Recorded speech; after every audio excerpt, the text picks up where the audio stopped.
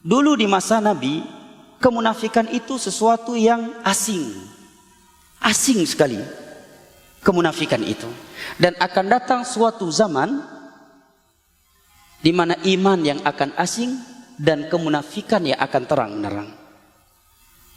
Di antara bukti ucapan beliau di atas jamaah yang dimuliakan Allah adalah apa yang sedang nge-booming, yang sedang hot, yang sedang viral hari-hari ini, yang menghebohkan media massa. Sebuah tulisan yang dengannya seorang mahasiswa mencapai atau meraih doktor dengan tulisannya tersebut. Apa isi tulisannya? Disertasinya menghalalkan perzinaan, menghalalkan zina, bahwa hubungan seks di luar nikah tidak mengapa. Tidak mengapa. Subhanallah. Andai kata yang menulisnya mahasiswa umum, mungkin kita tidak terlalu heran. Tapi yang menulisnya mahasiswa jurusan agama, ya. Ini yang anehnya. Pada ayat dan hadis tentang zina itu sangat gamblang. Apa kurangnya firman Allah, wala taqrabu zina innahu kana fahisyatan wa sa'a sabila. Hadis-hadis Nabi tentang zina cukup jelas. Nabi menyebutkan orang yang berzina, orang yang berzina di hari kiamat, tatkala Allah belum memaafkan mereka atau mereka belum bertaubat dan Allah belum memaafkan mereka, mereka dikumpulkan, dicampurkan oleh Allah dalam sebuah wajan, berisikan minyak yang mendidih, kemudian mereka dimasak secara seksama di dalamnya. Dan kemaluan-kemaluan mereka ditusuk dengan besi daripada api neraka. Itu ancaman kepada pelaku zina yang belum dimaafkan oleh Allah atau belum bertobat sebelum matinya. Nah, dan definisi zina kata ulama fikih adalah hubungan seks di luar nikah yang syar'i. Padahal perbuatan zina, jamaah yang dimuliakan Allah, jangankan ditinjau dari sisi agama Islam, ayat Al-Quran dan hadis, secara logika pun itu sesuatu yang jorok dan kotor. Coba andai kata zina boleh, jamaah. Seorang punya istri, istrinya bisa zina. Malam ini bosan sama suaminya, pergi ke hotel main sama laki-laki lain. Jadi apa, jamaah? Dia nggak tahu anak yang lahir nanti itu anak dia ataukah anak orang lain. Apa yang akan terjadi? Makanya Allah katakan innahu sa'at sabila. Perbuatan zina itu sangat kotor, sangat buruk akibatnya, bercampur baur, tercampurnya keturunan. Tidak diketahui ini anak siapa secara pasti. Belum lagi secara tinjauan ayat-ayat Al-Quran dan hadis. Bahkan disebutkan oleh Al-Imam Al-Bukhari dalam kitab sahihnya pada bab ayyamul jahiliyah, hari-hari jahiliyah. Hari-hari jahiliyah. Dari seorang sahabat Maimun bin Amr, beliau menyatakan ra'aitu fil jahiliyah qirdatan ijtamad alaihi al-qiradah farajamatha farajamtu ma'ahum. Di masa jahiliyah aku melihat ada sekelompok kera merajam dua kera. Dalam luar Bukhari dinukilkan oleh Al-Hafidh Ibnu Hajar ketika mensyarah kisah ini dari Abu Ismail, dalam mustakhraj beliau, bahwa ada dua ekor kera, pasangan jantan dan betina, sedang tidur. Tiba-tiba datang kera jantan lain, menggoda kera betina.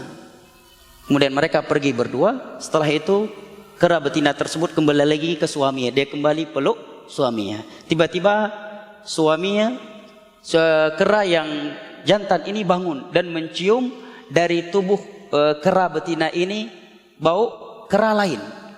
Fasah, dia pun langsung berteriak, datanglah seluruh kera, dan dia berikan isyarat, maka mereka pun semua menangkap seekor kera yang dianggap telah berzina dengan kera jantan betina ini. Kemudian mereka merajamnya. Tatkala aku melihat mereka merajamnya, aku pun ikut merajamnya.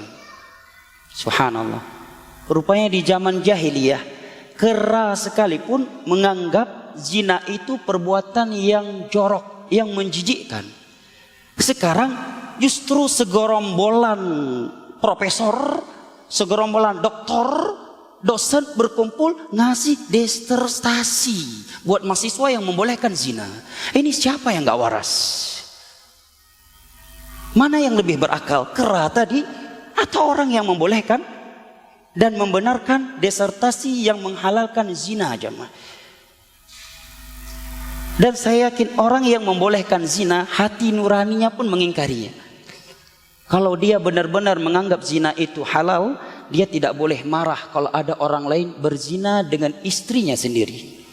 Dia tidak boleh marah kalau ada orang lain berzina dengan anak kandungnya sendiri. Saya yakin, seyakin-yakinnya dia tidak mau melakukannya.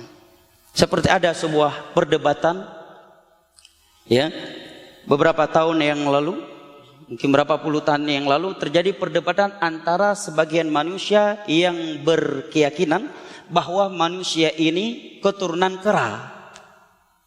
Sekelompok lain, ya, mengingkarinya, ya, bahwa manusia ini bukan dari keturunan kera.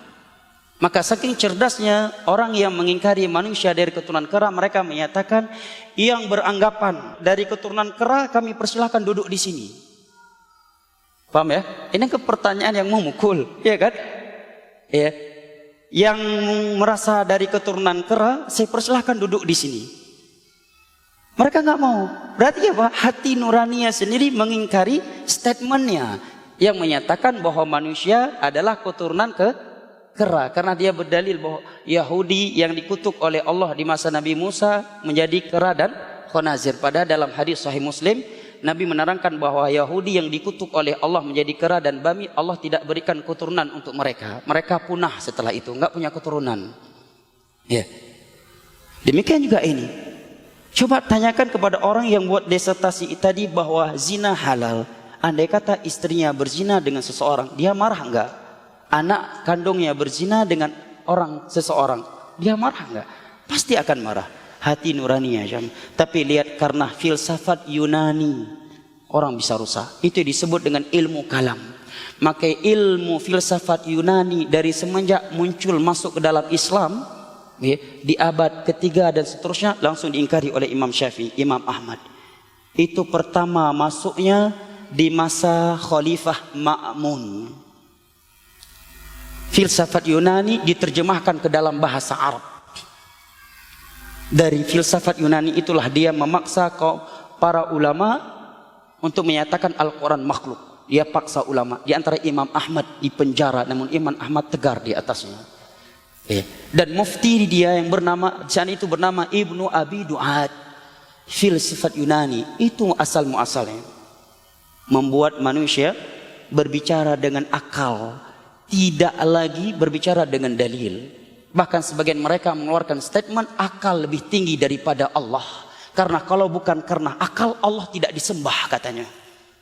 Maka akal lebih tinggi daripada Allah. Karena kalau bukan karena akal, Allah itu tidak disembah katanya. Subhanallah. Padahal anak kecil saja bisa berkata, emangnya siapa yang menciptakan akal sehingga Anda bisa berakal, kan begitu? Tapi itulah filsafat, jamaah. Itulah filsafat.